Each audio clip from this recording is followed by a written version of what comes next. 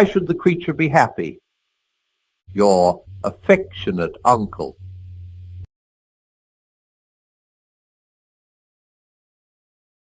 My dear Wormwood, you mentioned casually in your last letter that the patient has continued to attend one church, and one only, since he was converted, and that he is not wholly pleased with it.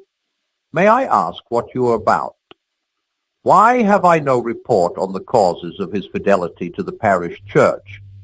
Do you realize that unless it is due to indifference, it is a very bad thing?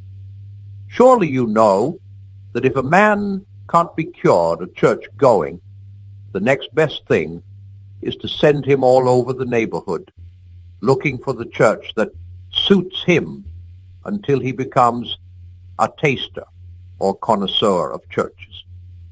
The reasons are obvious. In the first place, the parochial organization should always be attacked, because being a unity of place and not of likings, it brings people of different classes and psychology together in the kind of unity the enemy desires.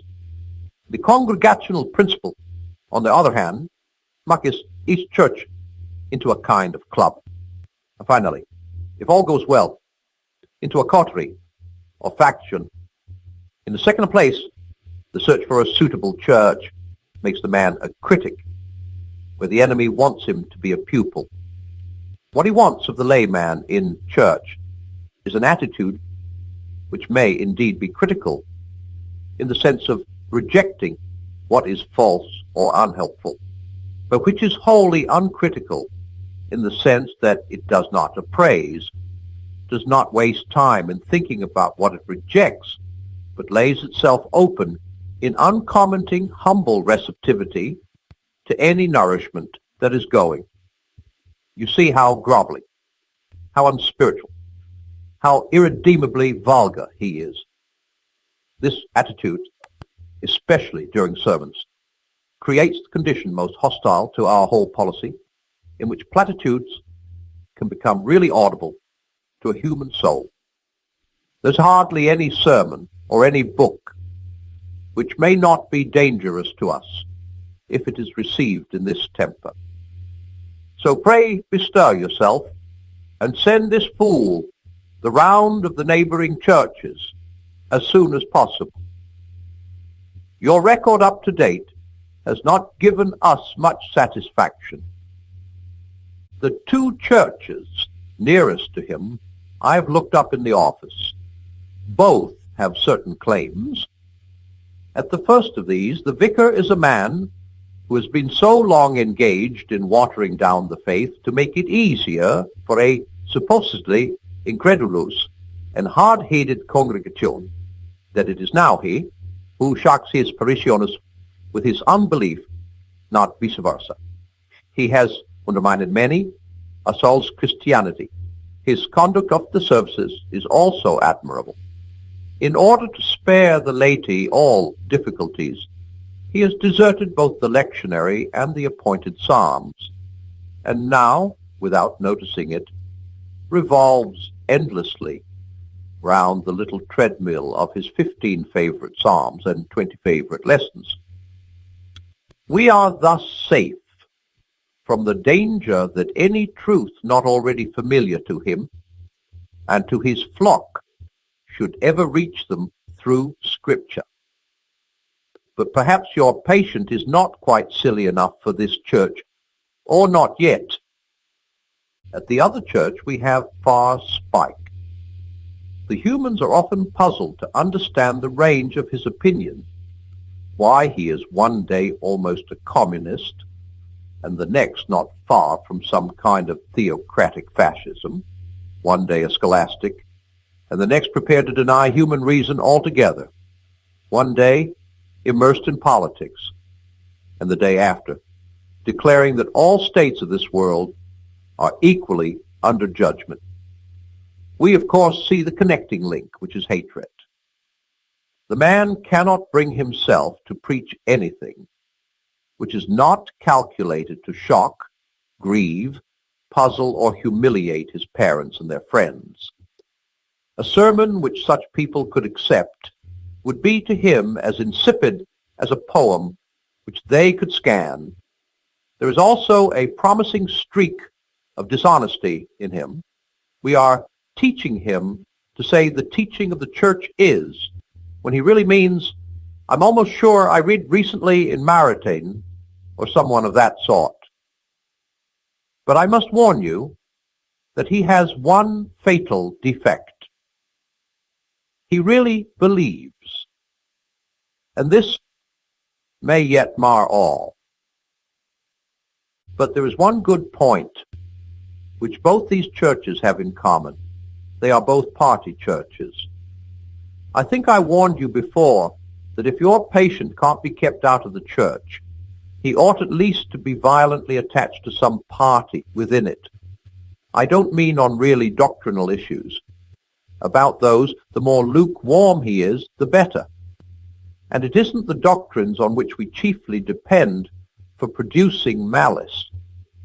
The real fun is working up hatred between those who say Mass and those who say Holy Communion, when neither party could possibly state the difference between, say, Hooker's doctrine and Thomas Aquinas in any form which would hold water for 5 minutes.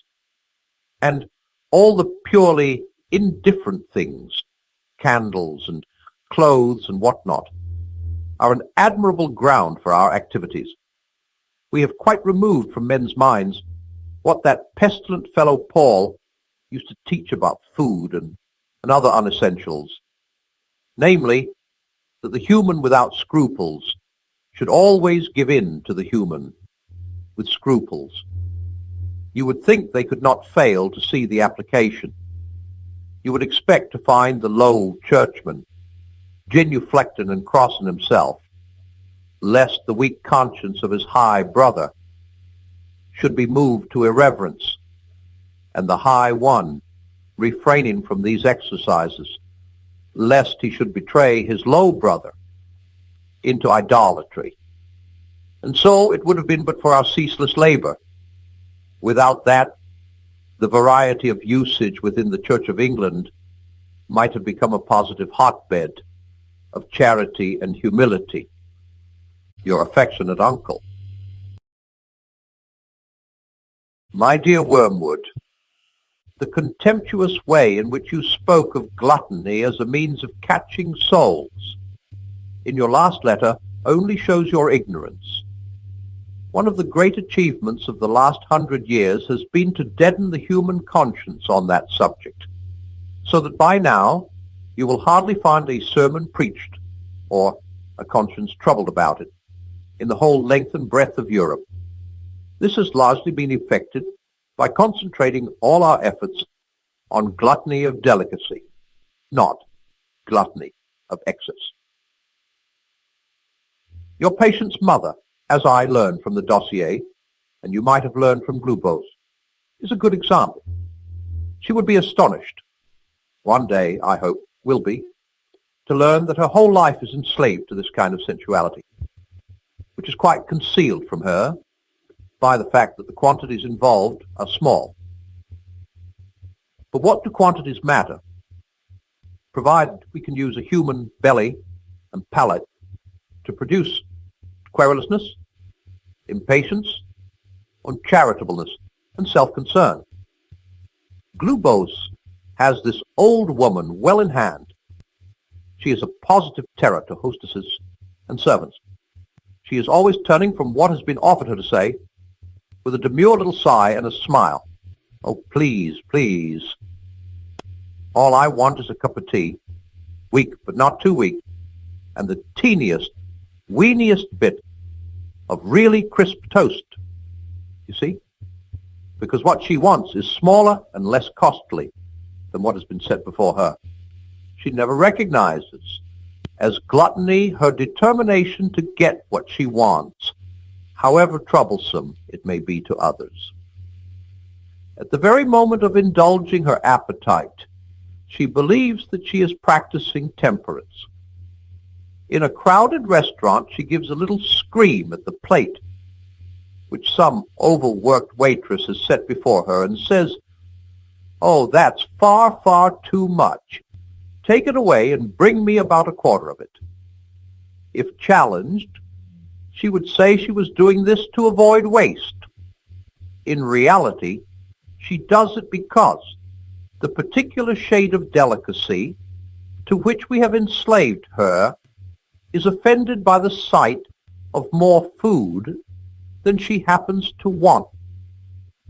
The real value of the quiet, unobtrusive work which Glubose has been doing for years on this old woman can be gauged by the way in which her belly now dominates her whole life.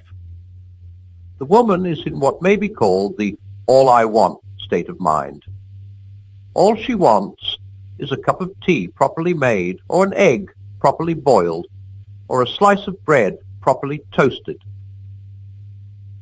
But she never finds any servant or any friend who can do these simple things properly, because her properly conceals an insatiable demand for the exact and almost impossible palatal pleasures which she imagines she remembers from the past, a past described by her as the days when you could get good servants, but known to us as the days when her senses were more easily pleased, and she had pleasures of other kinds which made her less dependent on those of the table. Meanwhile, the daily disappointment produces daily ill temper. Cooks give notice, and friendships are cooled. If ever the enemy introduces into her mind a faint suspicion that she is too interested in food, Glubose counters it by suggesting to her that she doesn't mind what she eats herself, but does like to have things nice for her boy. In fact, of course, her greed has been one of the chief sources of his domestic discomfort for many years. Now your patient is his mother's son. While working your hardest, quite rightly on other fronts, you must not neglect a little quiet infiltration in respect of gluttony. Being a male, he is not so likely to be caught by the all I want camouflage. Males are best turned into gluttons with the help of their vanity. They ought to be made to think themselves very knowing about food, to pique themselves on having found the only restaurant in the town where steaks are really properly cooked. What begins as vanity can then be gradually turned into habit. But however you approach it, the great thing is to bring him into the state in which the denial of any one indulgence, it matters not which, champagne or tea, Sol Colbert or cigarettes, puts him out. For then his charity, justice, and obedience are all at your mercy. Mere excess in food is much less valuable than delicacy. Its chief use is as a kind of artillery preparation for attacks on chastity. On that, as on every other subject, keep your man in a condition of false spirituality. Never let him notice the medical aspect. Keep him wondering what pride or lack of faith has delivered him into your hands when a simple inquiry into what he has been eating or drinking for the last 24 hours would show him whence your ammunition comes, and thus enable him by a very little abstinence to imperil your lines of communication. If he must think of the medical side of chastity, feed him the grand lie, which we have made the English humans believe, that physical exercise in excess and consequent fatigue are specially favorable to this virtue. How they can believe this in face of the notorious lustfulness of sailors and soldiers may well be asked. But we used the schoolmasters to put the story about. Men who were really interested in chastity as an excuse for games, and therefore recommended games as an aid to chastity. But this whole business is too large to deal with at the tail end of a letter, your affectionate uncle.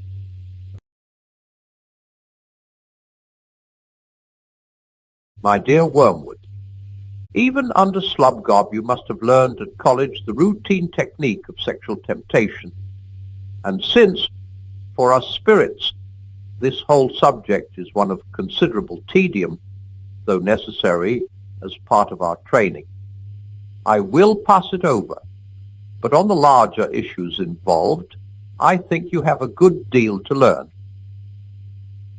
The enemy's demand on humans takes the form of a dilemma, either complete abstinence or unmitigated monogamy. Ever since our fathers' first great victory, we have rendered the former very difficult to them. The latter, for the last few centuries, we have been closing up as a way of escape.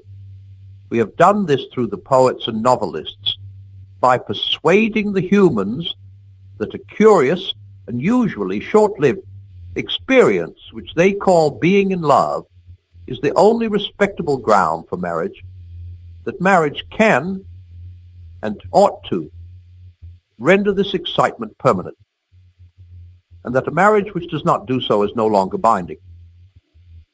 This idea is our parody of an idea that came from the enemy. The whole philosophy of hell rests on recognition of the axiom that one thing is not another thing, and speecily, that oneself is not another self. My good is my good, and your good is yours. What one gains, another loses. Even an inanimate object is what it is by excluding all other objects from the space it occupies. If it expands, it does so by thrusting other objects aside or by absorbing them. A self does the same. With beasts, the absorption takes the form of eating. For us, it means the sucking of will and freedom out of a weaker self into a stronger. To be means to be in competition. Now, the enemy's philosophy is nothing more nor less than one continued attempt to evade this very obvious truth. He aims at a contradiction. Things are to be many, yet somehow also one. The good of oneself is to be the good of another. This impossibility he calls love, and this same monotonous panacea can be detected under all he does, and even all he is, or claims to be. Thus he is not content, even himself, to be a sheer arithmetical unity. He claims to be three as well as one, in order that this nonsense about love may find a foothold in his own nature. At the other end of the scale, he introduces into matter that obscene invention, the organism, in which the 93 parts are perverted from their natural destiny of competition and made to cooperate. His real motive for fixing on sex as the method of reproduction among humans is only too apparent from the use he has made of it. Sex might have been, from our point of view, quite innocent. It might have been merely one more mode in which a stronger self preyed upon a weaker, as it is indeed among the spiders, where the bride concludes her nuptials by eating her groom. But in the humans, the enemy has gratuitously associated affection between the parties with sexual desire. He has also made the offspring dependent on the parents and given the parents an impulse to support it, thus producing the family, which is like the organism, only worse. For the members are more distinct, yet also united in a more conscious and responsible way. The whole thing, in fact, turns out to be simply one more device for dragging in love. Now comes the joke. The enemy described a married couple as one flesh. He did not say a happily married couple, or a couple who married because they were in love. But you can make the humans ignore that. You can also make them forget that the man they call Paul did not confine it to married couples. Mere copulation, for him, makes one flesh. You can thus get the humans to accept as rhetorical eulogies of being in love what were, in fact, plain descriptions of the real significance of sexual intercourse. The truth is that wherever a man lies with a woman, there, whether they like it or not, a transcendental relation is set up between them, which must be eternally enjoyed or eternally endured. From the true statement that this transcendental relation was intended to produce, and, if obediently entered into, too often will produce, affection and the family, humans can be made to infer the false belief that the blend of affection, fear, and desire, which they call being in love, is the only thing that makes marriage either happy or holy.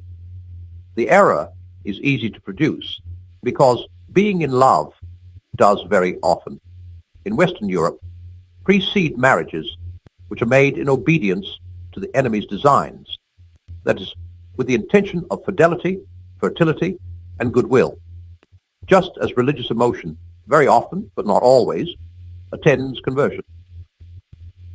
In other words, the humans are to be encouraged to regard as the basis for marriage a highly colored and distorted version of something the enemy really promises as its result. Two advantages follow. In the first place, humans who have not the gift of continence can be deterred from seeking marriage as a solution because they do not find themselves in love. And, thanks to us, the idea of marrying with any other motive seems to them low and cynical. Yes, they think that. They regard the intention of loyalty to a partnership for mutual help, for the preservation of chastity, and for the transmission of life as something lower than a storm of emotion. Don't neglect to make your man think the marriage service very offensive. In the second place, any sexual infatuation whatever, so long as it intends marriage, will be regarded as love, and love will be held to excuse a man from all the guilt and to protect him from all the consequences of marrying a heathen, a fool, or a wanton. But more of this in my next, Your affectionate uncle.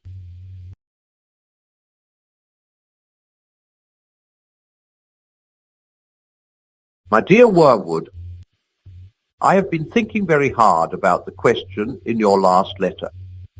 If, as I have clearly shown, all selves are by their very nature in competition, and therefore the enemy's idea of love is a contradiction in terms, what becomes of my reiterated warning that he really loves the human vermin and really desires their freedom and continued existence? I hope, my dear boy, you have not shown my letters to anyone. Not that it matters, of course. Anyone would see that the appearance of heresy into which I have fallen is purely accidental. By the way, I hope you understood, too, that some apparently uncomplimentary references to Slubgob were purely jocular. I really have the highest respect for him. And of course, some things I said about not shielding you from the authorities were not seriously meant. You can trust me to look after your interests. But do keep everything under lock and key.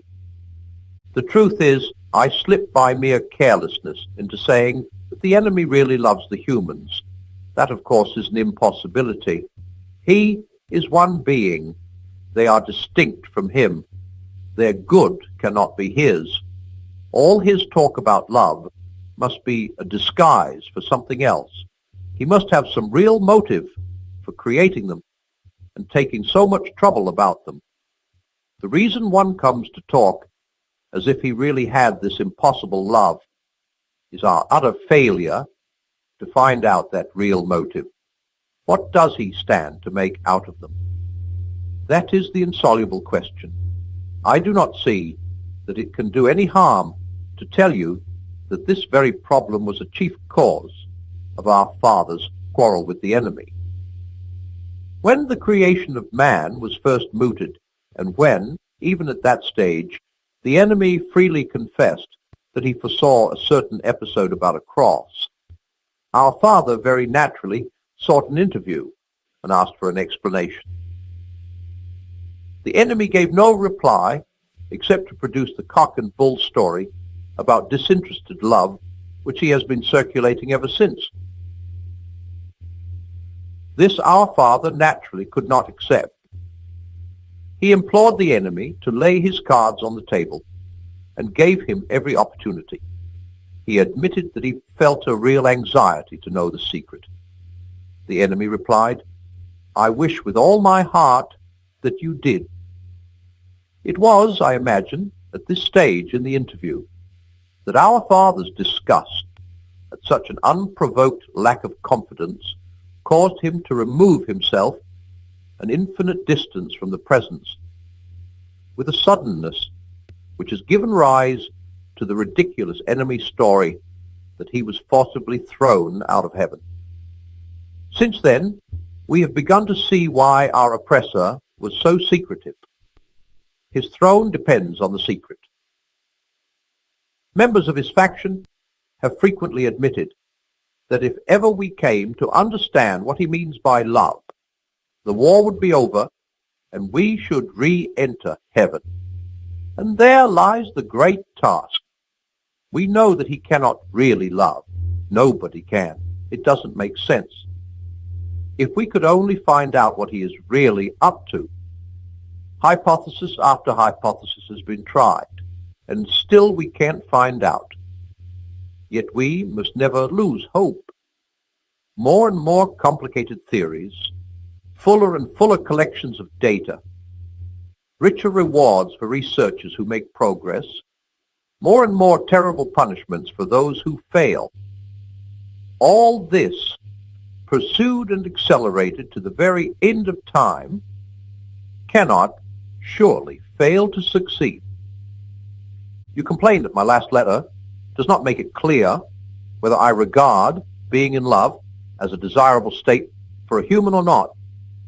But really, Wormwood, that is the sort of question one expects them to ask. Leave them to discuss whether love or patriotism or celibacy or candles on altars or teetotalism or education are good or bad. Can't you see there's no answer? Nothing matters at all except the tendency of a given state of mind in given circumstances to move a particular patient at a particular moment, nearer to the enemy or nearer to us. Thus, it would be quite a good thing to make the patient decide that love is good or bad. If he is an arrogant man with a contempt for the body really based on delicacy but mistaken by him for purity, and one who takes pleasure in flouting what most of his fellows approve, by all means let him decide against love. Instill into him an overweening asceticism, and then, when you have separated his sexuality from all that might humanize it, weigh in on him with it in some much more brutal and cynical form. If, on the other hand, he is an emotional, gullible man, feed him on minor poets and fifth-rate novelists of the old school until you have made him believe that love is both irresistible and somehow intrinsically meritorious. This belief is not much help, I grant you, in producing casual unchastity, but it is an incomparable recipe for prolonged, noble, romantic, tragic adulteries, ending, if all goes well, in murders and suicides. Failing that, it can be used to steer the patient into a useful marriage. For marriage, though the enemy's invention has its uses, there must be several young women in your patient's neighborhood who would render the Christian life intensely difficult to him if only you could persuade him to marry one of them. Please send me a report on this when you next write. In the meantime, get it quite clear in your own mind that this state of falling in love is not in itself necessarily favorable either to us or to the other side. It is simply an occasion which we and the enemy are both trying to exploit. Like most of the other things which humans are excited about, such as health and sickness, age and youth, or war and peace, it is, from the point of view of the spiritual life, mainly raw material. Your affectionate uncle. My dear Wormwood, I note with great displeasure that the enemy has, for the time being, put a forcible end to your direct attacks on the patient's chastity. You ought to have known that he always does in the end, and you ought to have stopped before you reached that stage. For as things are, your man has now discovered the dangerous truth that these attacks don't last forever. Consequently, you cannot use again what is, after all, our best weapon, the belief of ignorant humans that there is no hope of getting rid of us except by yielding. I suppose you've tried persuading him that chastity is unhealthy. I haven't yet got a report from you on young women in the neighborhood. I should like it at once, for if we can't use his sexuality to make him unchaste, we must try to use it for the promotion of a desirable marriage. In the meantime, I would like to give you some hint about the type of woman, I mean the physical type, which he should be encouraged to fall in love with, if falling in love is the best we can manage. In a rough and ready way, of course, this question is decided for us by spirits far deeper down in the lower hierarchy than you and I. It is the business of these great masters to produce in every age a general misdirection of what may be called sexual taste. This they do by working through the small circle of popular artists, dressmakers, actresses, and advertisers who determine the fashionable type. The aim is to guide each sex away from those members of the other with whom spiritually helpful, happy, and fertile marriages are most likely. Thus, we have now for many centuries triumphed over nature to the extent of making certain secondary characteristics of the male, such as the beard, disagreeable to nearly all the females, and there is more in that than you might suppose. As regards the male taste, we have varied a good deal. At one time, we have directed it to the statuesque, an aristocratic type of beauty, mixing men's vanity with their desires, and encouraging the race to breed chiefly from the most arrogant and prodigal woman. At another, we have selected an exaggeratedly feminine type, faint and languishing, so that folly and cowardice and all the general falseness and littleness of mind which go with them shall be at a premium. At present, we are on the opposite tack. The age of jazz has succeeded Punto, the age of the waltz. And we now teach men to like women whose bodies are scarcely distinguishable from those of boys. Since this is a kind of beauty even more transitory than most, we thus aggravate the female's chronic horror of growing old, with many excellent results, and render her less willing and less able to bear children. And that is not all. We have engineered a great increase in the license which society allows to the representation of the apparent nude, not the real nude, in art, and its exhibition on the stage or the bathing beach. It is all a fake, of course. The figures in the popular art are falsely drawn. The real women in bathing suits or tights are actually pinched in and propped up to make them appear firmer and more slender and more boyish than nature allows a full-grown woman to be. Yet at the same time, the modern world is taught to believe that it is being frank and healthy and getting back to nature. As a result, we are more and more directing the desires of men to something which does not exist, making the role of the I in sexuality more and more important, and at the same time making its demands more and more impossible. What follows you can easily forecast. That is the general strategy of the moment.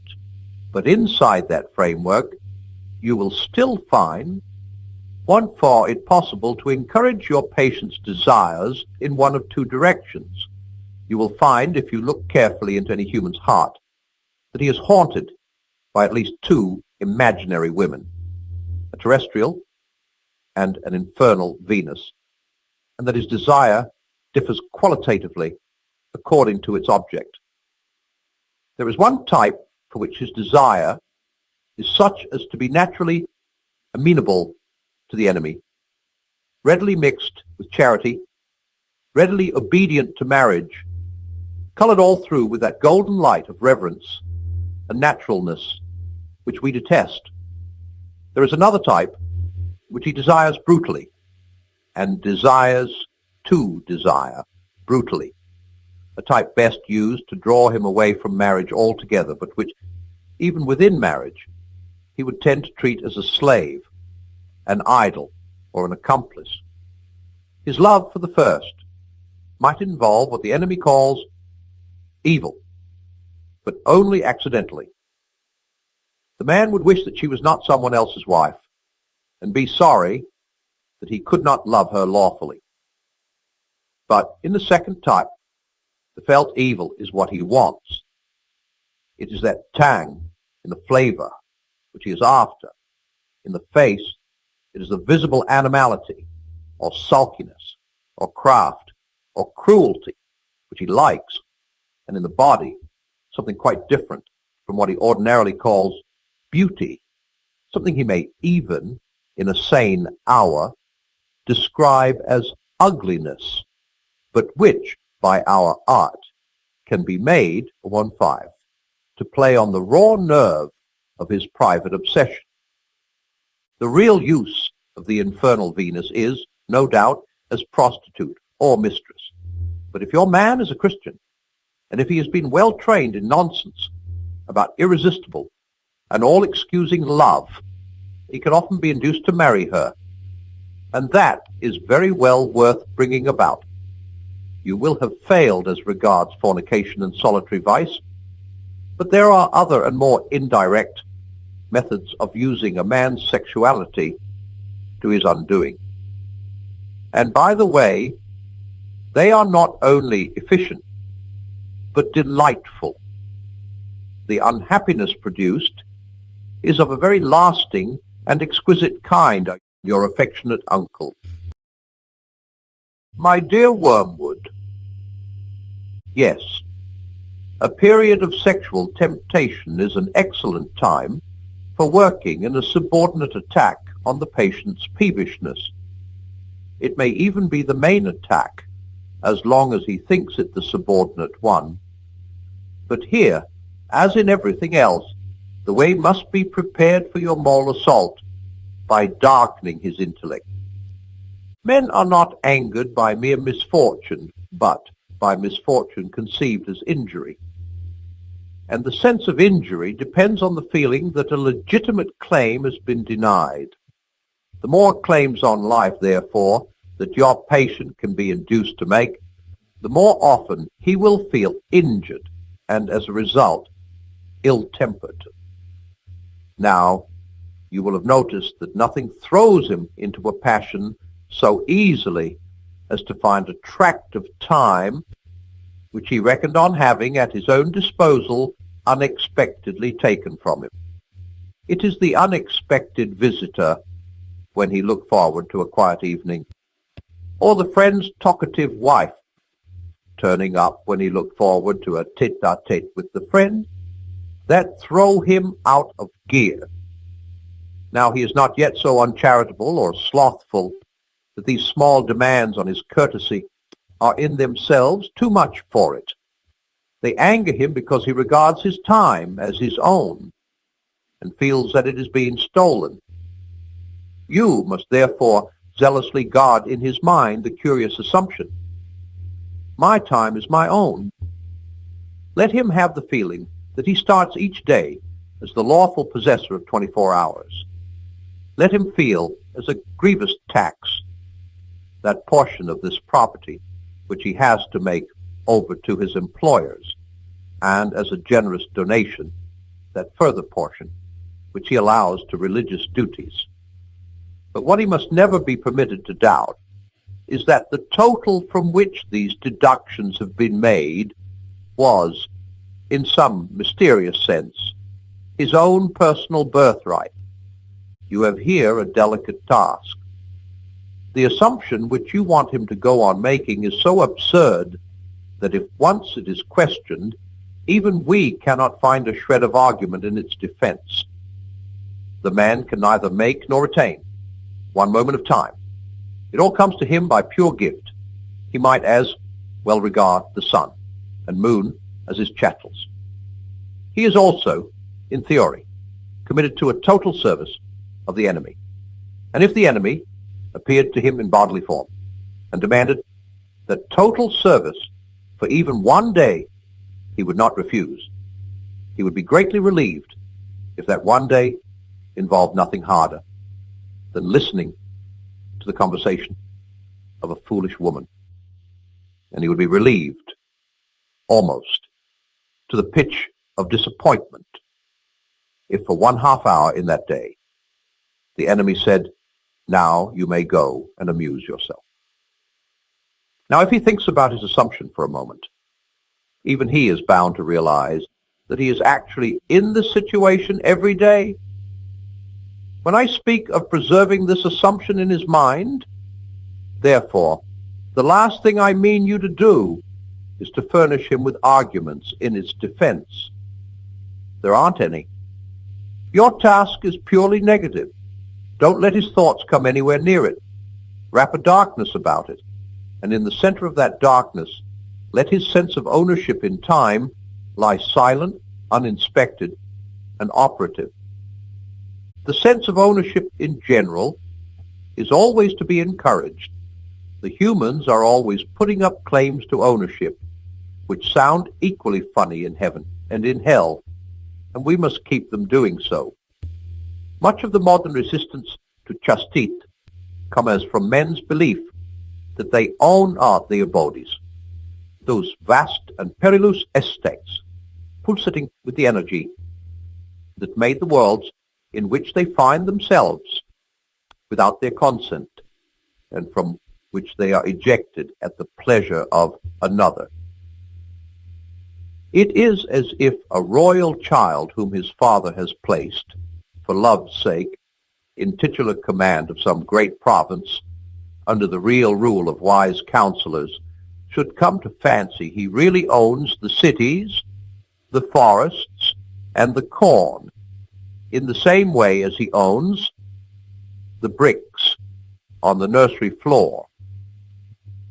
We produce this sense of ownership not only by pride, but by confusion. We teach them not to notice the different senses of the possessive pronoun, the finely graded differences that run from my boots, through my dog, my servant, my wife, my father, my master, and my country, to my God. They can be taught to reduce all these senses to that of my boots, the my of ownership. Even in the nursery, a child can be taught to mean by my teddy bear, not the old imagined recipient of affection, to whom it stands in a special relation, for that is what the enemy will teach them to mean if we are not careful. But the bear I can pull to pieces if I like. And at the other end of the scale, we have taught men to say, my God, in a sense not really very different from my boots, meaning the God on whom I have a claim for my distinguished services, and whom I exploit from the pulpit, the God I have done a corner in. And all the time the joke is that the word mine in its fully possessive sense, cannot be uttered by a human being about anything. In the long run, either our father or the enemy will say mine of each thing that exists, and especially of each man. They will find out in the end, never fear, to whom their time, their souls, and their bodies really belong, certainly not to them, whatever happens. At present, the enemy says mine of everything on the pedantic, legalistic ground that he made it. Our Father hopes in the end to say mine of all things on the more realistic and dynamic ground of conquest. Your affectionate uncle.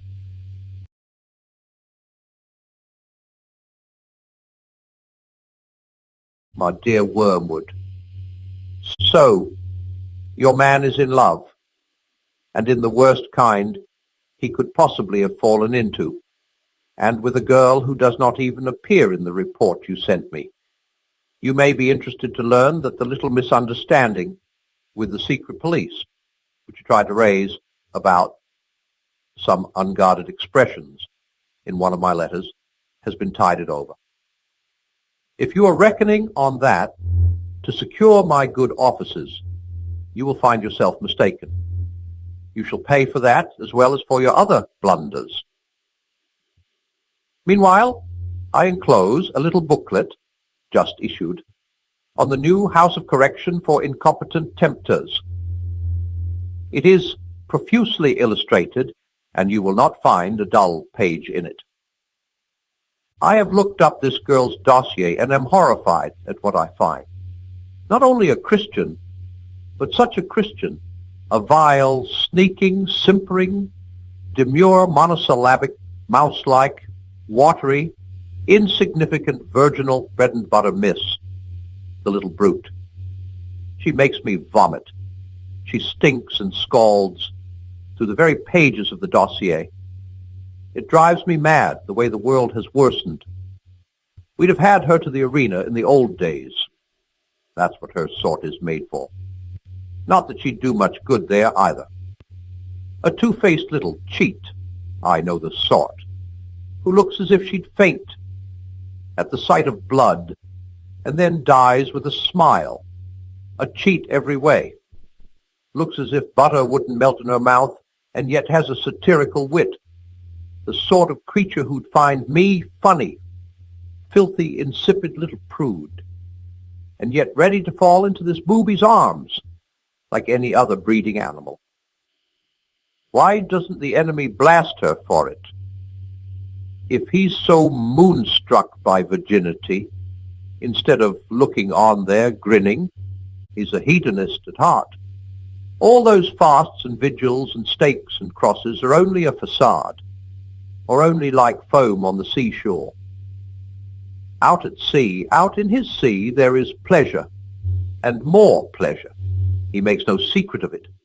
At his right hand are pleasures forevermore. Ugh!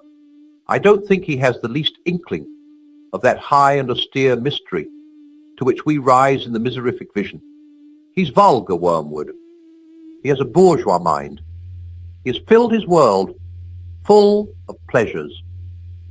There are things for humans to do all day long without his minding in the least.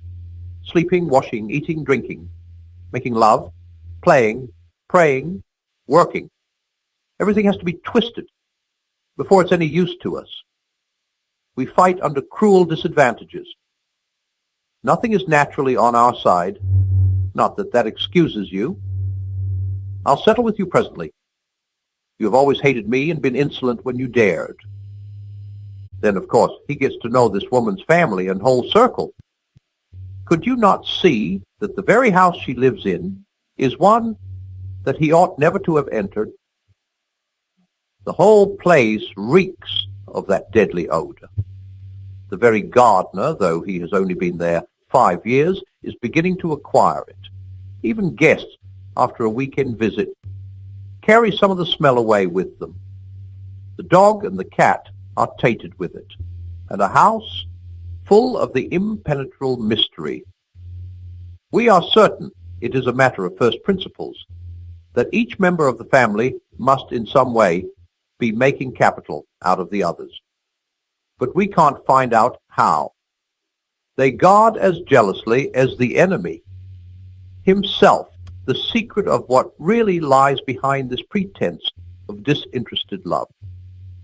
The whole house and garden is one vast obscenity. It bears a sickening resemblance to the description one human writer made of heaven. The regions where there is only life, and therefore all that is not music is silent. Music and silence, how I detest them both.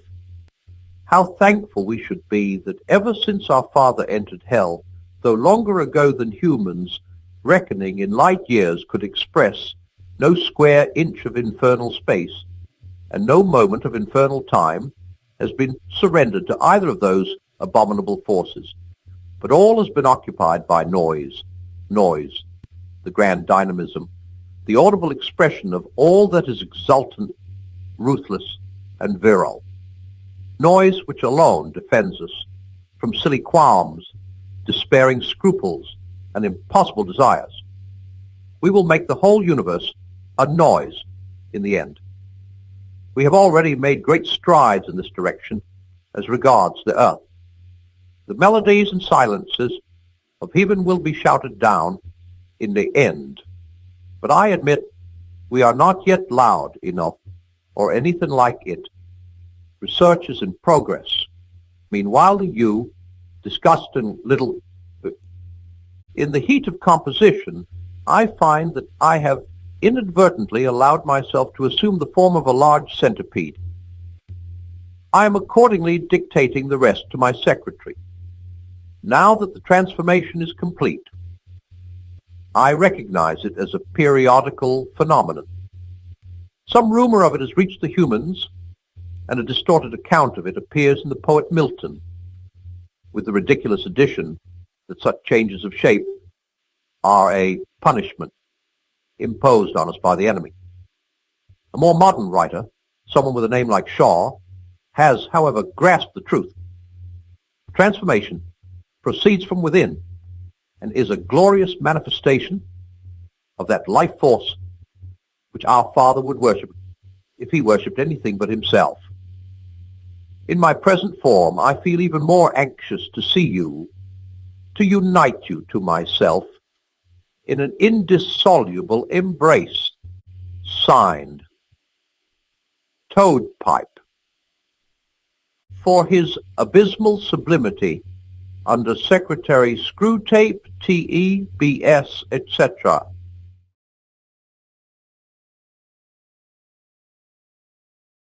My dear Wormwood, through this girl and her disgusting family, the patient is now getting to know more Christians every day, and very intelligent Christians too. For a long time it will be quite impossible to remove spirituality from his life. Very well then, we must corrupt it. No doubt you have often practiced transforming yourself into an angel of light as a parade ground exercise. Now is the time to do it in the face of the enemy. The world and the flesh have failed us. A third power remains, and success of this third kind is the most glorious of all. A spoiled saint, a Pharisee, an inquisitor, or a magician makes better sport in hell than a mere common tyrant or debauch. Looking round your patient's new friends, I find that the best point of attack would be the borderline between theology and politics. Several of his new friends are very much alive to the social implications of their religion. That in itself is a bad thing, but good can be made out of it. You will find that a good many Christian political writers think that Christianity began going wrong and departing from the doctrine of its founder at a very early stage. Now this idea must be used by us to encourage, once again, the conception of a historical Jesus, to be found by clearing away later accretions and perversions, and then to be contrasted with the whole Christian tradition. In the last generation, we've promoted the construction of such a historical Jesus on liberal and humanitarian lines. We are now putting forward a new historical Jesus on Marxian, catastrophic and revolutionary lines. The advantages of these constructions, which we intend to change every 30 years or so, are manifold. In the first place, they all tend to direct men's devotion to something which does not exist. For each historical Jesus is unhistorical. The documents say what they say and cannot be added to. Each new historical Jesus, therefore, has to be got out of them by suppression at one point and exaggeration at another, and by that sort of guessing. Brilliant is the adjective we teach humans to apply to it, on which no one would risk 10 shillings in ordinary life, but which is enough to produce a crop of new Napoleons, new Shakespeares, and new Swifts in every publisher's autumn list. In the second place, all such constructions place the importance of their historical Jesus in some peculiar theory he is supposed to have promulgated. He has to be a great man in the modern sense of the word, one standing at the terminus of some centrifugal and imbalanced line of thought, a crank vending a panacea. We thus distract men's minds from who he is and what he did. We first make him solely a teacher, and then conceal the very substantial agreement between his teachings and those of all other great moral teachers. For humans must not be allowed to notice that all great moralists are sent by the enemy not to inform men, but to remind them, to restate the primeval moral platitudes against our continual concealment of them. We make the sophists. He raises up a Socrates to answer them. Our third aim is, by these constructions, to destroy the devotional life. For the real presence of the enemy, otherwise experienced by men in prayer and sacrament, we substitute a merely probable, remote, shadowy, and uncouth figure, one who spoke a strange language and died a long time ago. Such an object cannot in fact be worshipped. Instead of the Creator adored by its creature, you soon have merely a leader acclaimed by a partisan, and finally, a distinguished character approved by a judicious historian. And fourthly, besides being unhistorical in the Jesus it depicts, religion of this kind is false to history. In another sense, no nation and few individuals are really brought into the enemy's camp by the historical study of the biography of Jesus, simply as biography. Indeed, materials for a full biography have been withheld from men. The earliest converts were converted by a single historical fact, the resurrection, and a single theological doctrine, the redemption, operating on a sense of sin which they already had, and sin not against some new fancy-dressed law produced as a novelty by a great man, but against the old platitudinous universal moral law which they had been taught by their nurses and mothers. The Gospels come later and were written not to make Christians, but to edify Christians already made. The historical Jesus, then, however dangerous he may seem to be to us at some particular point, is always to be encouraged. About the general connection between Christianity and politics, our position is more delicate. Certainly we do not want men to allow their Christianity to flow over into their political life, for the establishment of anything like a really just society would be a major disaster. On the other hand, we do want, and want very much, to make men treat Christianity as a means, preferably, of course, as a means to their own advancement, but failing that, as a means to anything even to social justice. The thing to do is to get a man at first to value social justice as a thing which the enemy demands, and then work him on to the stage at which he values Christianity because it may produce social justice. For the enemy will not be used as a convenience. Men or nations who think they can revive the faith in order to make a good society might just as well think they can use the stairs of heaven as a shortcut to the nearest chemist's shop. Fortunately, it is quite easy to coax humans round this little corner. Only today I have found a passage in a Christian writer where he recommends his own version of Christianity on the ground that only such a faith can outlast the death of old cultures and the birth of new civilizations. You see the little rift? Believe this, not because it is true, but for some other reason. That's the game, your affectionate uncle. My dear Wormwood, I have been in correspondence with Slum Trimpet, who is in charge of your patient's young woman, and begin to see the chink in her armor. It is an unobtrusive little vice, which she shares with nearly all women who have grown up in an intelligent circle, united by a clearly defined belief. And it consists in a quite untroubled assumption that the outsiders who do not share this belief are really too stupid and ridiculous. The males who habitually meet these outsiders do not feel that way.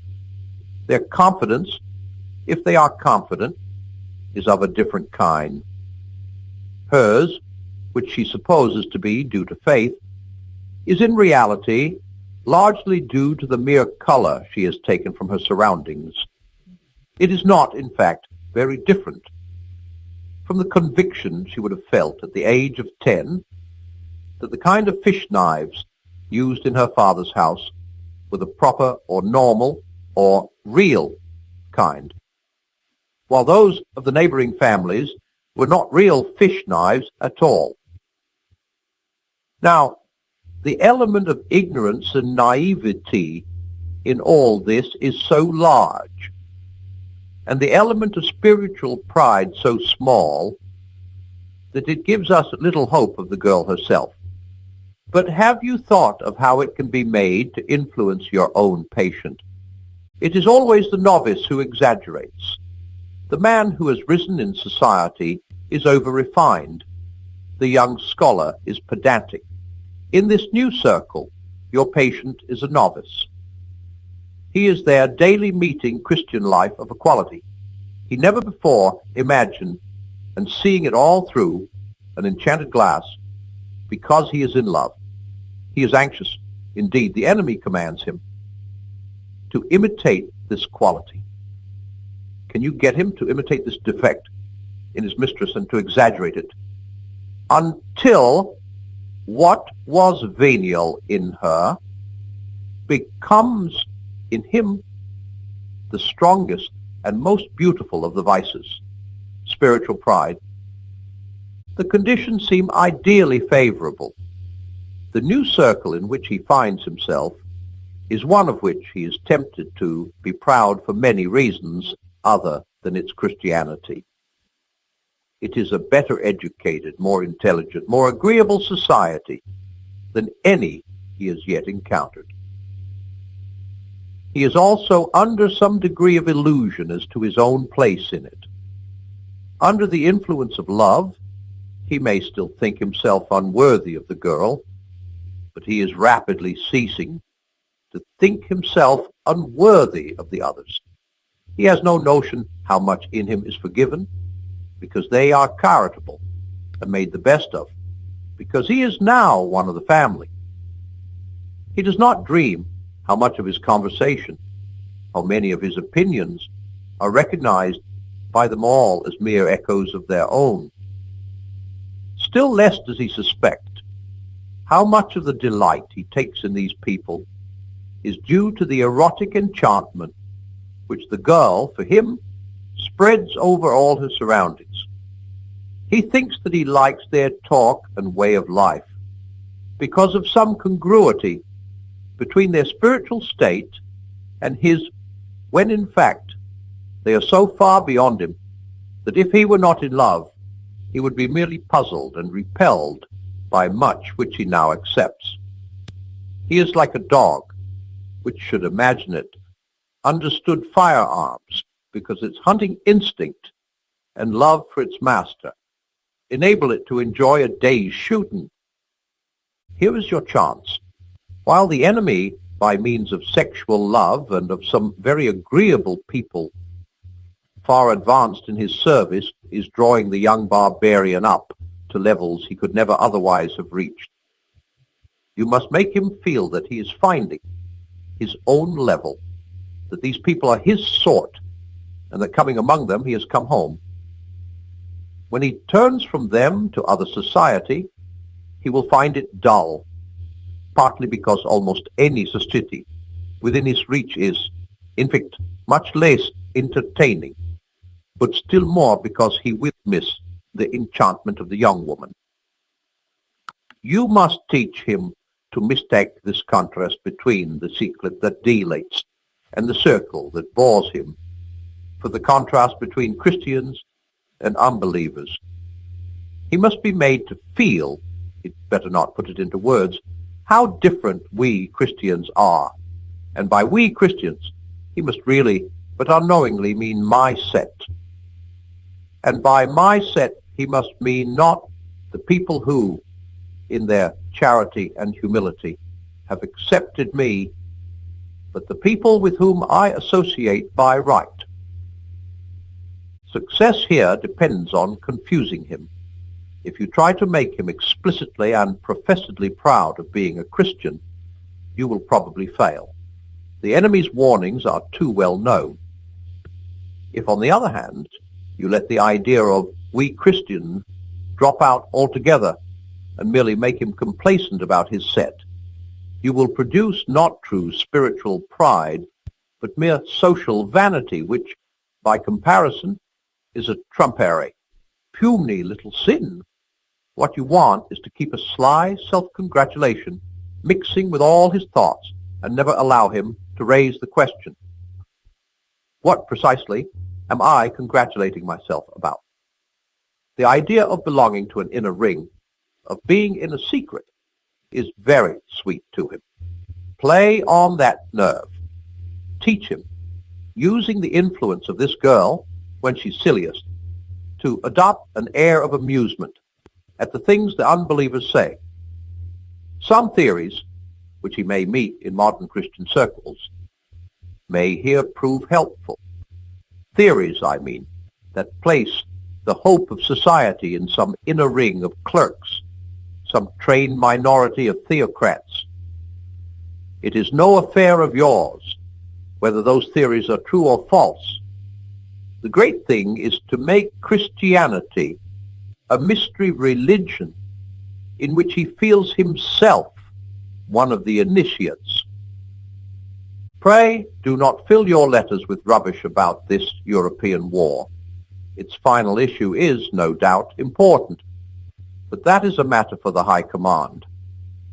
I am not in the least interested in knowing how many people in England have been killed by bombs.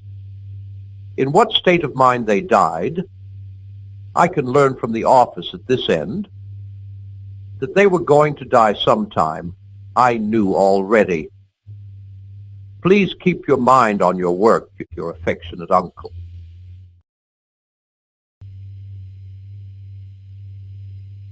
My dear Wormwood, the real trouble about the set your patient is living in is that it is merely Christian. They all have individual interests, of course, but the bond remains mere Christianity. What we want, if men become Christians at all, is to keep them in the state of mind I call Christianity and, Christianity and the Christs, Christianity and the new psychology, Christianity and the new order, Christianity and faith healing, Christianity and psychical research, Christianity and vegetarianism, Christianity and spelling reform. If they must be Christians, let them at least be Christians with a difference. Substitute for the faith itself some fashion with a Christian coloring. Work on their horror of the same old thing. The horror of the same old thing is one of the most valuable passions we have produced in the human heart, an endless source of heresies in religion, folly in counsel, infidelity in marriage, and inconstancy in friendship. The humans live in time and experience reality successively. To experience much of it, therefore, they must experience many different things. In other words, they must experience change. And since they need change, the enemy, being a hedonist at heart, has made change pleasurable to them, just as he has made eating pleasurable. But since he does not wish them to make change any more than eating an end in itself, he has balanced the love of change in them by a love of permanence. He has contrived to gratify both tastes together in the very world he has made by that union of change and permanence, which we call rhythm. He gives them the seasons, each season different, yet every year the same, so that spring is always felt as a novelty, yet always as the recurrence of an immemorial theme. He gives them in his church a spiritual year. They change from a fast to a feast, but it is the same feast as before. Now, just as we pick out and exaggerate the pleasure of eating to produce gluttony, so we pick out this natural pleasantness of change and twist it into a demand for absolute novelty. This demand is entirely our workmanship. If we neglect our duty, men will be not only contented, but transported by the mixed novelty and familiarity of snowdrops this January, sunrise this morning, plum pudding this Christmas. Children, until we have taught them better, we'll be perfectly happy with a seasonal round of games in which conkers succeed hopscotch as regularly as autumn follows summer.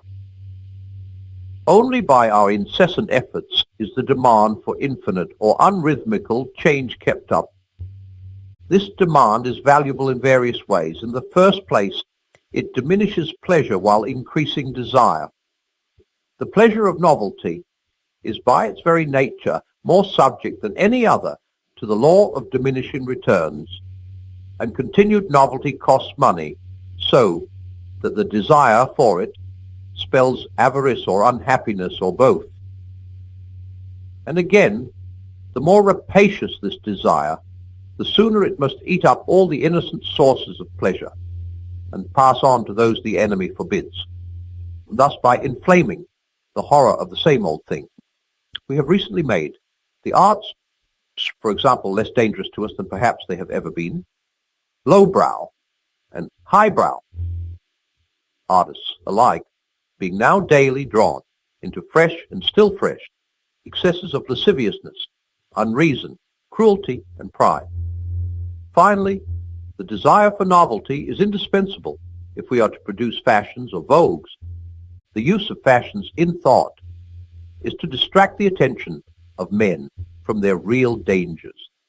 We direct the fashionable outcry of each generation against those vices of which it is least in danger, and fix its approval on the virtue nearest to that vice which we are trying to make endemic.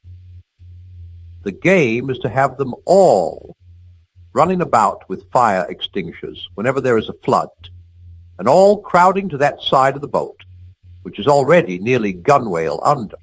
Thus we make it fashionable to expose the dangers of enthusiasm at the very moment when they are all really becoming worldly and lukewarm, a century later, when we are really making them all Byronic and drunk with emotion. The fashionable outcry is directed against the dangers of the mere understanding. Cruel ages are put on their guard against sentimentality, feckless and idle ones against respectability, lecherous ones against puritanism. And whenever all men are really hastening to be slaves or tyrants, we make liberalism the prime bogey. But the greatest triumph of all is to elevate this horror of the same old thing into a philosophy so that nonsense in the intellect may reinforce corruption in the will. It is here that the general evolutionary or historical character of modern European thought, partly our work, comes in so useful. The enemy loves platitudes of a proposed course of action. He wants men, so far as I can see, to ask very simple questions. Is it righteous? Is it prudent? Is it possible? Now, if we can keep men asking, is it in accordance with the general movement of our time? Is it progressive or reactionary? Is this the way that history is going? They will neglect the relevant question. And the questions they do ask are, of course, unanswerable, for they do not know the future, and what the future will be depends very largely on just those choices which they now invoke the future to help them to make. As a result, while their minds are buzzing in this vacuum, we have the better chance to slip in and bend them to the action we have decided on. And great work has already been done once they knew that some changes were for the better and others for the worse, and others again indifferent. We have largely removed this knowledge. For the descriptive adjective unchanged, we have substituted the emotional adjective stagnant. We have trained them to think of the future as a promised land which favored heroes attain, not as something which everyone reaches at the rate of 60 minutes an hour, whatever he does, whoever he is, your affectionate uncle.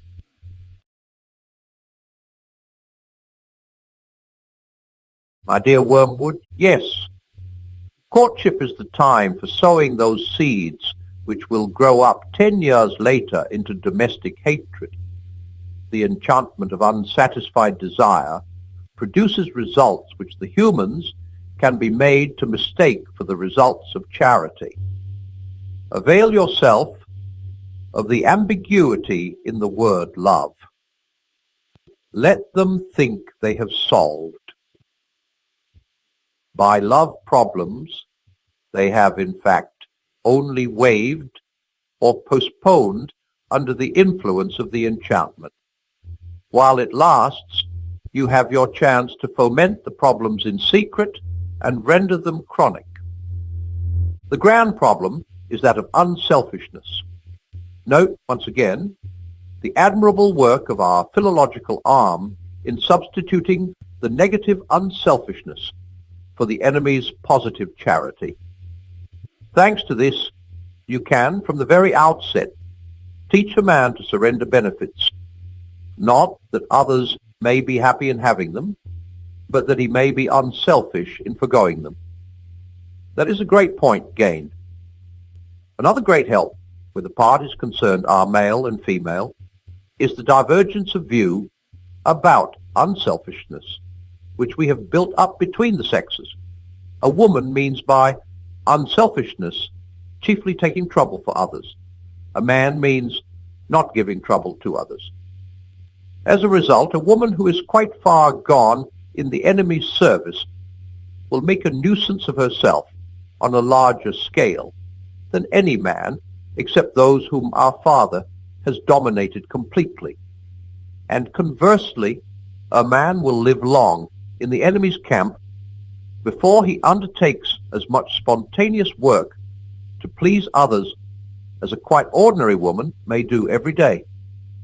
Thus, while the woman thinks of doing good offices and the man of respecting other people's rights, each sex, without any obvious unreason, can and does regard the other as radically selfish. On top of these confusions, you can now introduce a few more. The erotic enchantment produces a mutual complacence in which each is really pleased to give in to the wishes of the other. They also know that the enemy demands of them a degree of charity, which if attained would result in similar actions.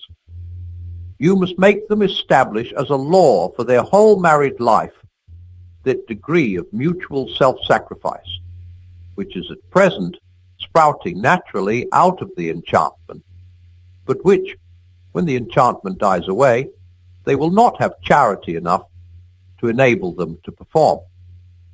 They will not see the trap, since they are under the double blindness of mistaking sexual excitement for charity and of thinking that the excitement will last.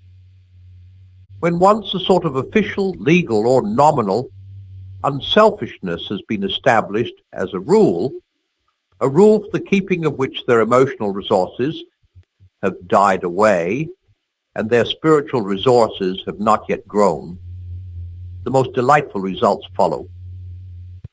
In discussing any joint action, it becomes obligatory that A should argue in favor of B's supposed wishes and against his own, while B does the opposite. It is often impossible to find out either party's real wishes. With luck, they end by doing something that neither wants, while each feels a glow of self-righteousness and harbors a secret claim to preferential treatment for the unselfishness shown and a secret grudge against the other for the ease with which the sacrifice has been accepted. Later on, you can venture on what may be called the generous conflict illusion.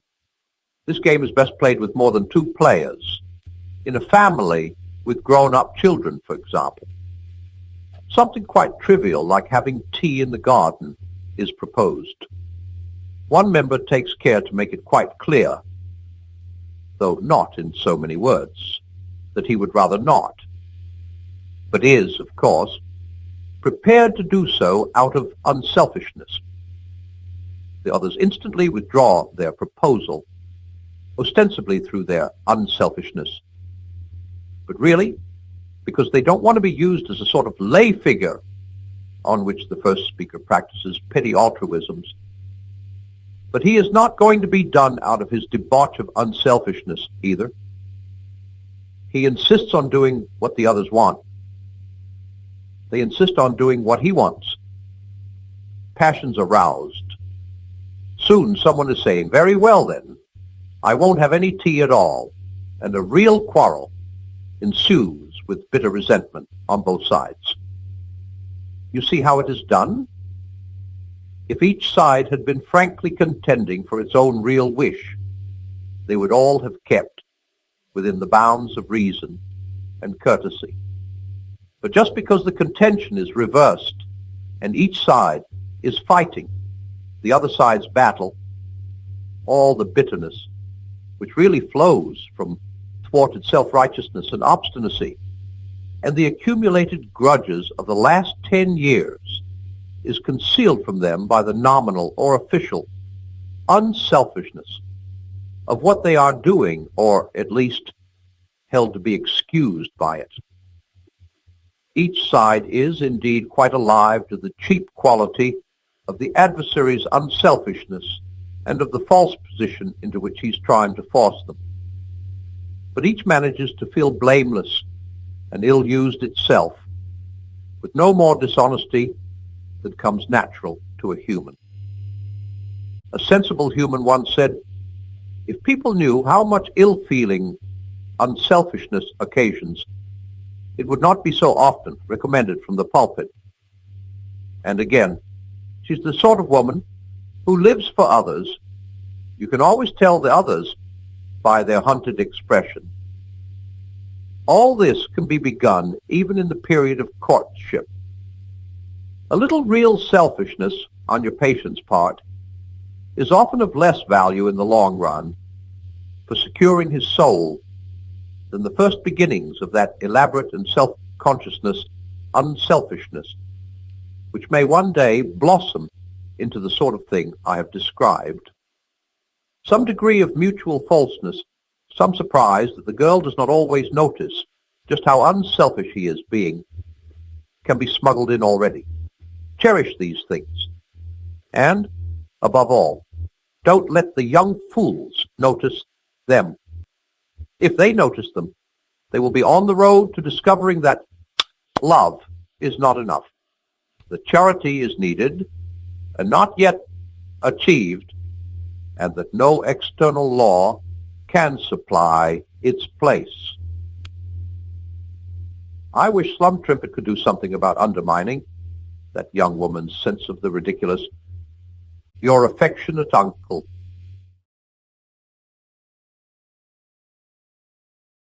My dear Wormwood, you seem to be doing very little good at present. The use of his love to distract his mind from the enemy is, of course, obvious. But you reveal what poor use you are making of it when you say that the whole question of distraction and the wandering mind has now become one of the chief subjects of his prayers. That means you have largely failed. When this or any other distraction crosses his mind, you ought to encourage him to thrust it away by sheer willpower and to try to continue the normal prayer as if nothing had happened. Once he accepts the distraction as his present problem and lays it before the enemy and makes it the main theme of his prayers and his endeavors, then, so far from doing good, you have done harm. Anything, even a sin, which has the total effect of moving him close up to the enemy, makes against us in the long run. A promising line is the following. Now that he is in love, a new idea of earthly happiness has arisen in his mind, and hence a new urgency in his purely petitionary prayers about this war and other such matters. Now is the time for raising intellectual difficulties about prayer of that sort. False spirituality is always to be encouraged. On the seemingly pious ground that praise and communion with God is the true prayer, humans can often be lured into direct disobedience to the enemy, who, in his usual flat, commonplace, uninteresting way, has definitely told them to pray for their daily bread and the recovery of their sick. You will, of course, conceal from him the fact that the prayer for daily bread, interpreted in a spiritual sense, is really just as crudely petitionary as it is in any other sense. But since your patient has contracted the terrible habit of obedience, he will probably continue such crude prayers whatever you do.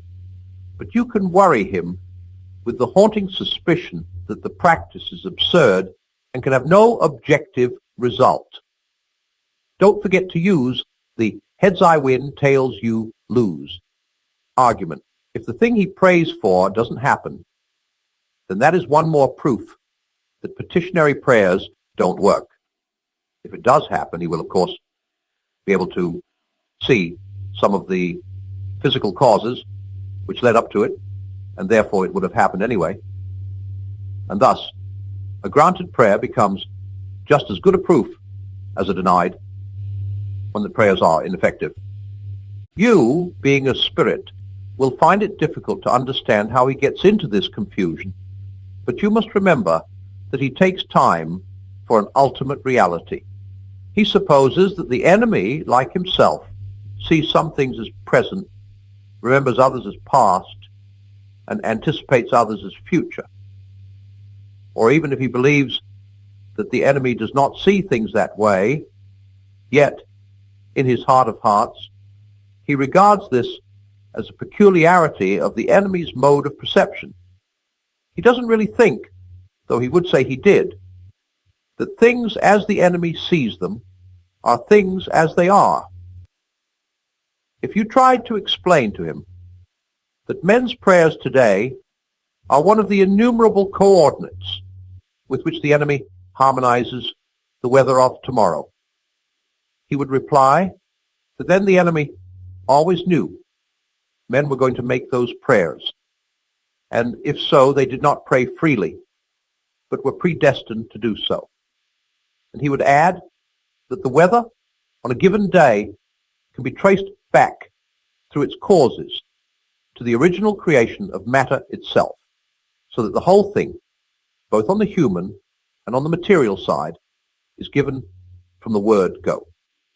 What he ought to say, of course, is obvious to us, that the problem of adapting the particular weather to the particular prayers is merely the appearance, at 2 points in his temporal mode of perception, of the total problem of adapting the whole spiritual universe to the whole corporeal universe. That creation in its entirety operates at every point of space and time, or rather that their kind of consciousness forces them to encounter the whole self-consistent creative act as a series of successive events. Why that creative act leaves room for their free will is the problem of problems, the secret behind the enemy's nonsense about love. How it does so is no problem at all, for the enemy does not foresee the humans making their free contributions in the future, but sees them doing so in his unbounded now. And obviously, to watch a man doing something is not to make him do it. It may be replied that some meddlesome human writers, notably Boethius, have let this secret out, but in the intellectual climate which we have at last succeeded in producing throughout Western Europe, you needn't bother about that. Only the learned read old books, and we have now so dealt with the learned that they are of all men the least likely to acquire wisdom by doing so. We have done this by inculcating the historical point of view. The historical point of view, put briefly, means that when a learned man is presented with any statement in an ancient author, the one question he never asks is whether it is true. He asks who influenced the ancient writer, and how far the statement is consistent with what he said in other books, and what phase in the writer's development or in the general history of thought it illustrates, and how it affected later writers, and how often it has been misunderstood, especially by the learned man's own colleagues, and what the general course of criticism on it has been for the last 10 years, and what is the present state of the question. To regard the ancient writer as a possible source of knowledge, to anticipate that what he said could possibly modify your thoughts or your behavior, this would be rejected as unutterably simple-minded. And since we cannot deceive the whole human race all the time, it is most important thus to cut every generation off from all others. For where learning makes a free commerce between the ages, there is always the danger that the characteristic errors of one may be corrected by the characteristic truths of another. But thanks be to our Father and the historical point of view, great scholars are now as little nourished by the past as the most ignorant mechanic who holds that history is bunk. Your affectionate uncle.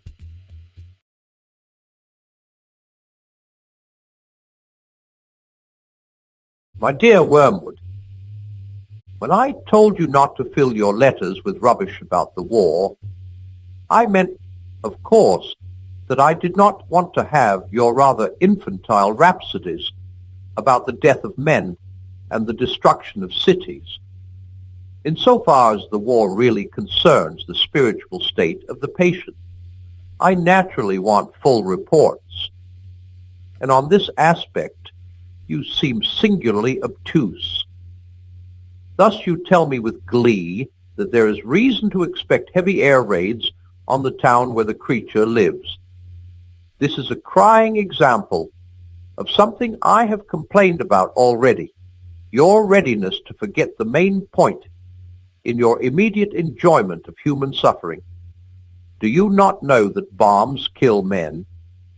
Or do you not realize that the patient's death at this moment is precisely what we want to avoid? He has escaped the worldly friends with whom you tried to entangle him. He has fallen in love with a very Christian woman and is temporarily immune from your attacks on his chastity and the various methods of corrupting his spiritual life, which we have been trying, are so far unsuccessful.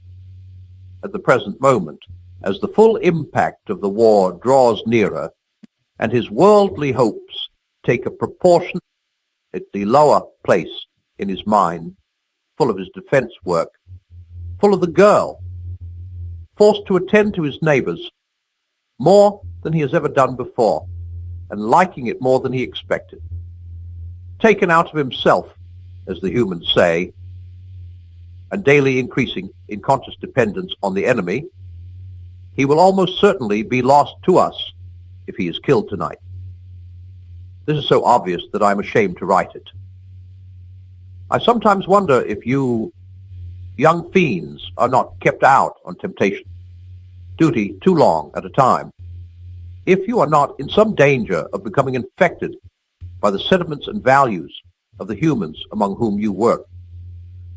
They, of course, do tend to regard death as the prime evil and survival as the greatest good. But that is because we have taught them to do so. Do not let us be infected by our own propaganda. I know it seems strange that your chief aim at the moment should be the very same thing for which the patient's lover and his mother are praying, namely, his bodily safety. But so it is. You should be guarding him like the apple of your eye. If he dies now, you lose him. If he survives the war, there is always hope. The enemy has guarded him from you through the first great wave of temptations. But if only he can be kept alive, you have time itself for your ally. The long, dull, monotonous years of middle-aged prosperity or middle-aged adversity are excellent campaigning weather. You see, it is so hard for these creatures to persevere. The routine of adversity, the gradual decay of youthful loves and youthful hopes, the quiet despair, hardly felt as pain, of ever overcoming the chronic temptations with which we have again and again defeated them, the drabness which we create in their lives, and the inarticulate resentment with which we teach them to respond to it, all this provides admirable opportunities of wearing out a soul by attrition. If, on the other hand, the middle years prove prosperous, our position is even stronger. Prosperity knits a man to the world. He feels that he is finding his place in it, while really it is finding its place in him. His increasing reputation, his widening circle of acquaintances, his sense of importance, the growing pressure of absorbing and agreeable work, build up in him a sense of being really at home in earth, which is just what we want. You will notice that the young are generally less unwilling to die than the middle-aged and the old. The truth is that the enemy, having oddly destined these mere animals to life in his own eternal world, has guarded them pretty effectively from the danger of feeling at home anywhere else. That is why we must often wish long life to our patients. 70 years is not a day, too much for the difficult task of unraveling their souls from heaven and building up a firm attachment to the earth. While they are young, we find them always shooting off at a tangent. Even if we contrive to keep them ignorant of explicit religion, the incalculable winds of fantasy and music and poetry, the mere face of a girl, the song of a bird, or the sight of a horizon, are always blowing our whole structure away. They will not apply themselves steadily to worldly advancement, prudent connections, and the policy of safety first.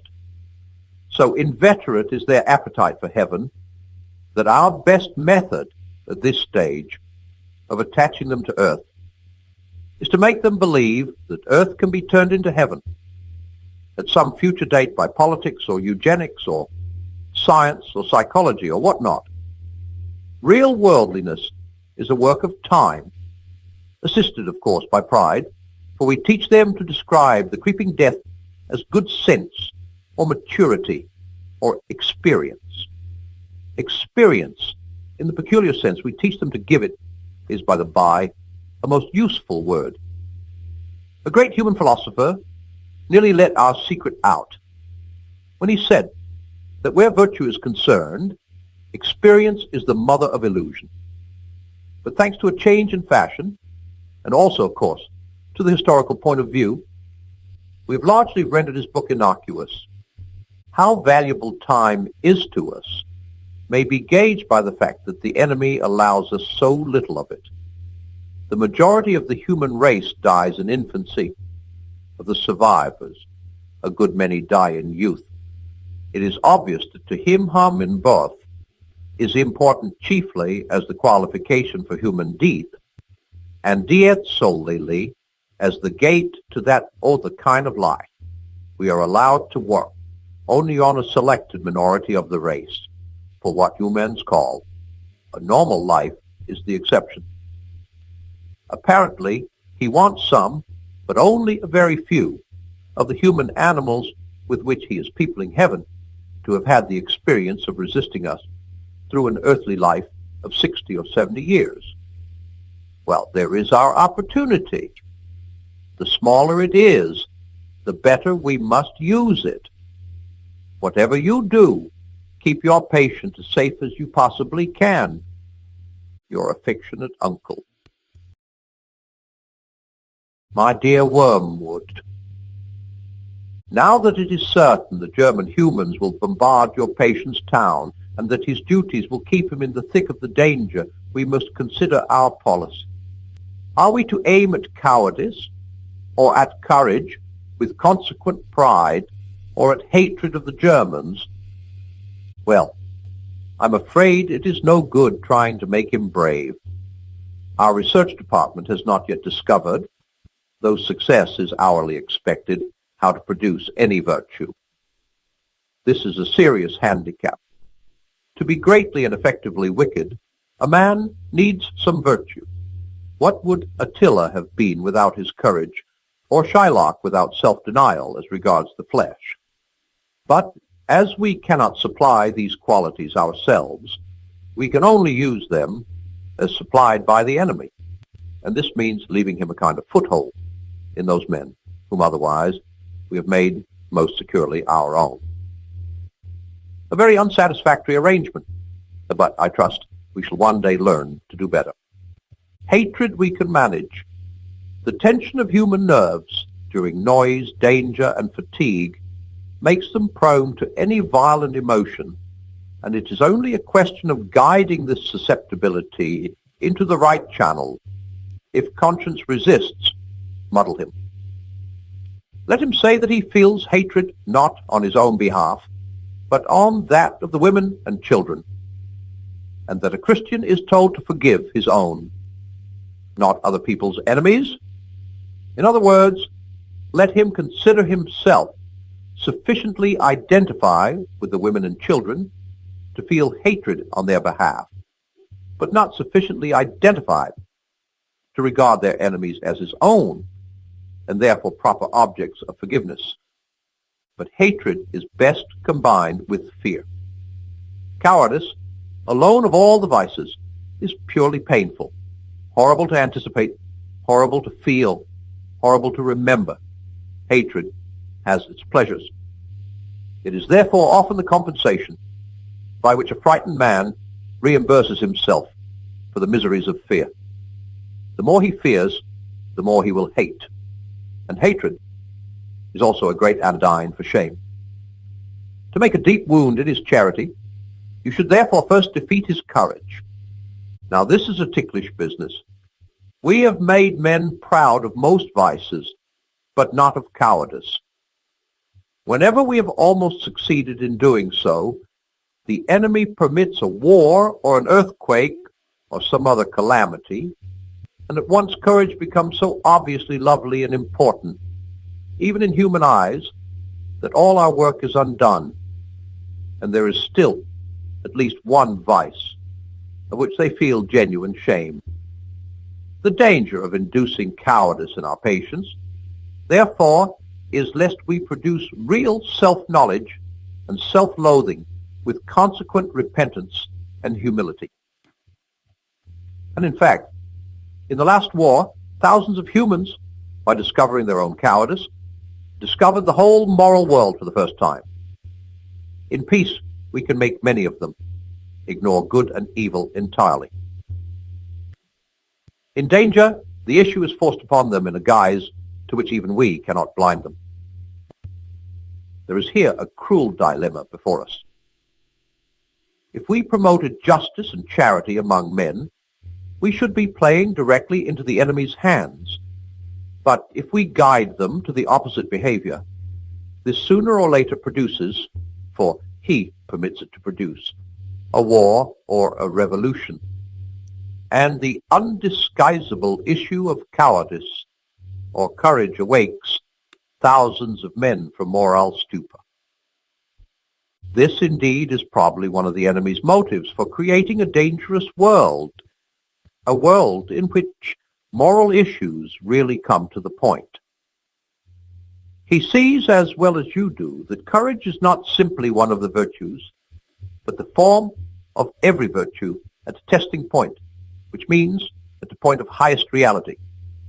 A chastity, or honesty, or mercy, which yields to danger, will be chaste, or honest, or merciful, only on conditions. Pilate was merciful till it became risky. It is therefore possible to lose as much as we gain by making your man a coward. He may learn too much about himself. There is, of course, always the chance, not of chloroforming the shame, but of aggravating it and producing despair. This would be a great triumph.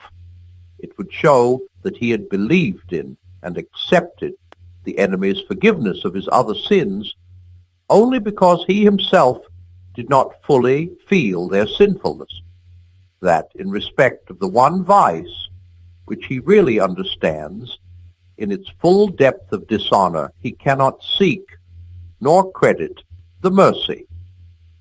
But I fear you have already let him get too far in the enemy's school, and he knows that despair is a greater sin than any of the sins which provoke it. As to the actual technique of temptations to cowardice, not much need be said. The main point is that precautions have a tendency to increase fear. The precautions publicly enjoined on your patient, however, soon become a matter of routine, and this effect disappears. What you must do is to keep running in his mind, side by side with the conscious intention of doing his duty, the vague idea of all sorts of things he can do or not do inside the framework of the duty, which seemed to make him a little suffer. Get his mind off the simple rule, I've got to stay here and do so and so, into a series of imaginary lifelines. If A happened, though I very much hope it won't, I could do B, and if the worst came to the worst, I could always do C.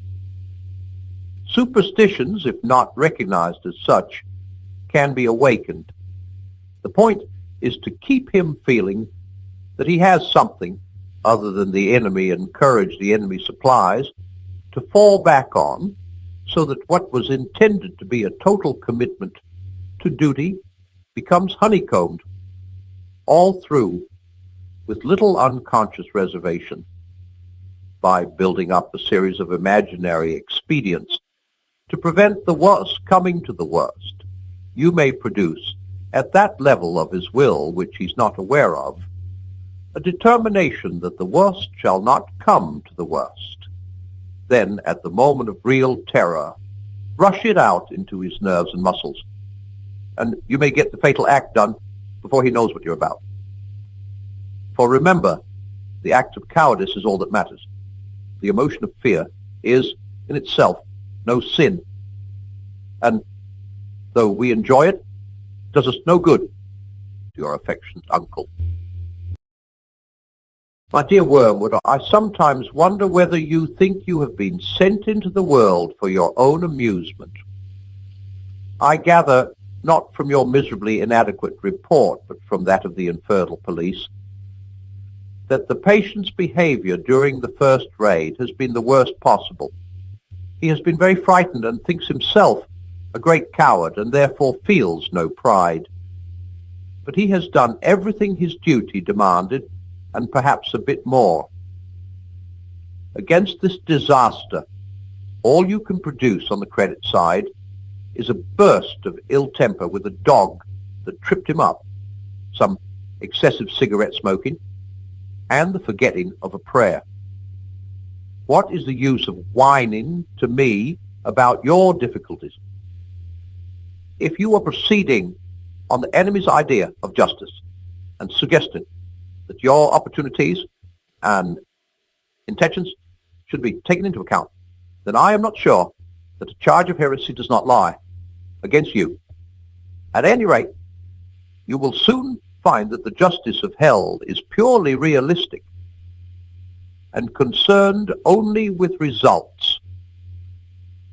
Bring us back food, or be food yourself. The only constructive passage in your letter is where you say that you still expect good results from the patient's fatigue. That is well enough, but it won't fall into your hands. Fatigue can produce extreme gentleness and quiet of mind, and even something like vision. If you have often seen men led by it into anger, malice, and impatience, that is because those men have had efficient tempters. The paradoxical thing is that moderate fatigue is a better soil for peevishness than absolute exhaustion. This depends partly on physical causes, but partly on something else. It is not fatigue simply as such that produces the anger, but unexpected demands on a man already tired. Whatever men expect, they soon come to think they have a right to. The sense of disappointment can, with very little skill on our part, be turned into a sense of injury. It is after men have given in to the irremediable, after they have despaired of relief and ceased to think even a half hour ahead, that the dangers of humbled and gentle weariness begin. To produce the best results from the patient's fatigue, therefore, you must feed him with false hopes. Put into his mind plausible reasons for believing that the air raid will not be repeated. Keep him comforting himself with the thought of how much he will enjoy his bed next night. Exaggerate the weariness by making him think it will soon be over. For men usually feel that a strain could have been endured no longer at the very moment when it is ending, or when they think it is ending. In this, as in the problem of cowardice, the thing to avoid is the total commitment. Whatever he says, let his inner resolution be not to bear whatever comes to him, but to bear it for a reasonable period. And let the reasonable period be shorter than the trial is likely to last. It need not be much shorter. In attacks on patience, chastity, and fortitude, the fun is to make the man yield. Just when, had he but known it, relief was almost in sight. I do not know whether he is likely to meet the girl under conditions of strain or not. If he does, make full use of the fact that up to a certain point, fatigue makes women talk more and men talk less. much secret resentment, even between lovers, can be raised from this. Probably the scenes he is now witnessing will not provide material for an intellectual attack on his faith. Your previous failures have put that out of your power. But there is a sort of attack on the emotions which can still be tried. It turns on making him feel, when first he sees human remains plastered on a wall, that this is what the world is really like, and that all his religion has been a fantasy. You will notice that we have got them completely fogged about the meaning of the word real. They tell each other of some great spiritual experience. All that really happened was that you heard some music in a lighted building. Here real means the bare physical facts, separated from the other elements in the experience they actually had. On the other hand, they will also say, it's all very well discussing that high dive as you sit here in an armchair, but wait till you get up there and see what it's really like. Here, real is being used in the opposite sense to mean not the physical facts, which they know already while discussing the matter in armchairs, but the emotional effect those facts will have on a human consciousness. Either application of the word could be defended, but our business is to keep the two going at once, so that the emotional value of the word real can be placed now on one side of the account, now on the other, as it happens to suit us. The general rule which we have now, pretty well established among them, is that in all experiences which can make them happier or better, only the physical facts are real, while the spiritual elements are subjective. In all experiences which can discourage or corrupt them, the spiritual elements are the main reality, and to ignore them is to be an escapist. Thus in birth, the blood and pain are real, the rejoicing a mere subjective point of view. In death, the terror and ugliness reveal what death really means. The hatefulness of a hated person is real. In hatred you see men as they are. You are disillusioned, but the loveliness of a loved person is merely a subjective has concealing a real core of sexual appetite or economic suggestion. Wars and poverty are really horrible. Peace and plenty are mere physical facts about which men happen to have certain sentiments. The creatures are always accusing one another of wanting to eat the cake and have it. But thanks to our labors, they are more often in the predicament of paying for the cake and not eating it.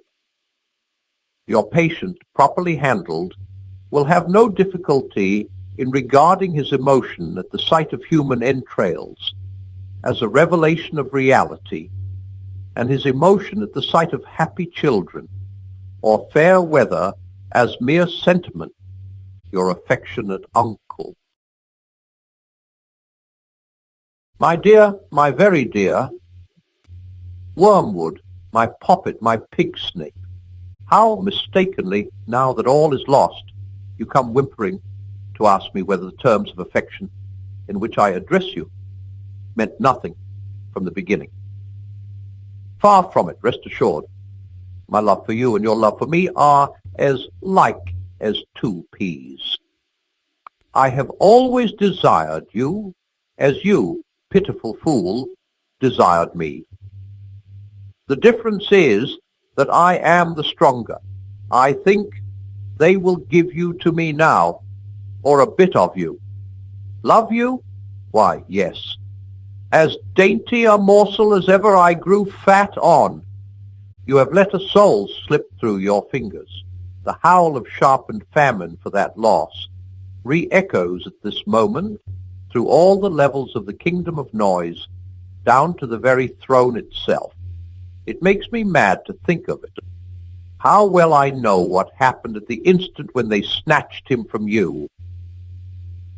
There was a sudden clearing of his eyes, was there not, as he saw you for the first time and recognized the part you had had in him and knew that you had it no longer. Just think, and let it be the beginning of your agony, what he felt at that moment, as if a scab had fallen from an old sore, as if he were emerging from a hideous shell-like tetter, as if he shuffled off for good and all, a defiled, wet, clinging garment. By hell, it is misery enough to see them in their mortal days, taking off dirtied and uncomfortable clothes and splashing in hot water and giving little grunts of pleasure, stretching their eased limbs. What, then, of this final stripping, this complete cleansing? The more one thinks about it, the worse it becomes. He got through so easily. No gradual misgivings, no doctor's sentence, no nursing home, no operating theater, no false hopes of life. Sheer, instantaneous liberation. One moment it seemed to be all our world. The scream of bombs, the fall of houses, the stink and taste of high explosive on the lips and in the lungs, the feet burning with weariness, the heart cold with horrors, the brain reeling, the legs aching. Next moment, all this was gone, gone like a bad dream, never again to be of any account. Defeated, outmaneuvered fool. Did you mark how naturally, as if he'd been born for it, the earth-born vermin entered the new life? How all his doubts became, in the twinkling of an eye, ridiculous. I know what the creature was saying to itself. Yes, of course. It always was like this. All horrors have followed the same course, getting worse and worse and forcing you into a kind of bottleneck till. At the very moment when you thought you must be crushed, behold, you were out of the narrows and all was suddenly well. The extraction hurt more and more, and then the tooth was out. The dream became a nightmare, and then you woke. You die, and then you are beyond death. How could I ever have doubted it? As he saw you, he also saw them. I know how it was. You reeled back dizzy and blinded, more hurt by them than he had ever been by bombs. The degradation of it, that this thing of earth and slime could stand upright and converse with spirits before whom you, a spirit, could only cower. Perhaps you had hoped that the awe and strangeness of it would dash his joy. But that is the cursed thing. The gods are strange to mortal eyes, and yet they are not strange. He had no faintest conception till that very hour of how they would look, and even doubted their existence. But when he saw them, he knew that he had always known them, and realized what part each one of them had played at many an hour in his life when he had supposed himself alone, so that now he could say to them one by one, not "Who are you?" but "So it was you all the time." All that they were and said at this meeting woke memories. The dim consciousness of friends about him, which had haunted his solitudes from infancy, was now at last explained. That central music in every pure experience, which had always just evaded memory, was now at last recovered. Recognition made him free of their company almost before the limbs of his corpse became quiet. Only you were left outside. He saw not only them, he saw him. This animal, this thing begotten in a bed, could look on him. What is blinding, suffocating fire to you is now cool light to him, is clarity itself, and wears the form of a man. You would like, if you could, to interpret the patient's prostration in the presence, his self-abhorrence, and utter knowledge of his sins. Yes, Wormwood, a clearer knowledge even than yours. on the analogy of your own choking and paralyzing sensations when you encounter the deadly air that breathes from the heart of heaven. But it's all nonsense. Pains he may still have to encounter, but they embrace those pains. They would not barter them for any earthly pleasure. All the delights of sense or heart or intellect with which you could once have tempted him, even the delights of virtue itself, now seem to him in comparison but as the half-nauseous attractions of a raddled harlot would seem to a man who hears that his true beloved, whom he has loved all his life, and whom he had believed to be dead, is alive. And even now at his door he is caught up into that world where pain and pleasure take on transfinite values, and all our arithmetic is dismayed. Once more, the inexplicable meets us.